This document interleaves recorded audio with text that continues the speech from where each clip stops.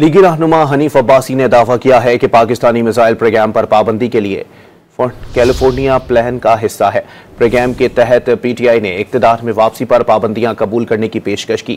مشیر وزیر اعظم رانا ثناءاللہ نے باور کرایا کہ ڈونلڈ ٹرمپ کی وجہ سے تحریک انصاف سے مذاکرات شروع نہیں کیے۔ کیا امریکی دباؤ پر بانی پی ٹی آئی کی مشکلات میں بتدریج کمی ہوگی؟ پاکستان کی سیاست میں ایک بار پھر امریکی مداخلت کی بازگشت زور پکڑ گئی۔ لیگی رہنما حنیف عباسی نے پاکستانی میزائل پروگرام پر پابندی کو کیلیفورنیا پروگرام کے مطابق قرار دے دیا۔ الزام عائد کیا کہ 2023 میں بننے والے کیلیفورنیا پروگرام میں پیشکش کی گئی تھی کہ پی ٹی آئی کو اقتدار دے دیں تو پاکستان پر مختلف پابندیوں کو قبول کر لیا جائے گا۔ ڈان نیوز کے پروگرام لائیو ود عادل شاہزیب میں گفتگو کرتے ہوئے پیپلز پارٹی کے رہنما نوید قمر نے تنبیہ کی کہ نیوکلیئر اور میزائل پروگرام اپوزیشن کی بھی ریڈ لائن ہونی چاہیے۔ وزیر اعظم کے مشیر سیاسی امور نے دو ٹوک الفاظ میں واضح کر دیا کہ سیاسی معاملات میں امریکی مداخلت خود مختاری کی خلاف ورزی تصور ہوگی۔ باور کرایا کہ ڈونلڈ ٹرمپ کی وجہ سے تو پی ٹی آئی سے مذاکرات شروع نہیں کیے۔ پیغام دیا کہ پی ٹی آئی اگر مذاکرات پر ٹائم فریم مقرر کرنا چاہے تو ہو جائے گا۔ ڈونلڈ ٹرمپ کے پریشر کے اوپر تو ہم کوئی کام نہیں کریں گے،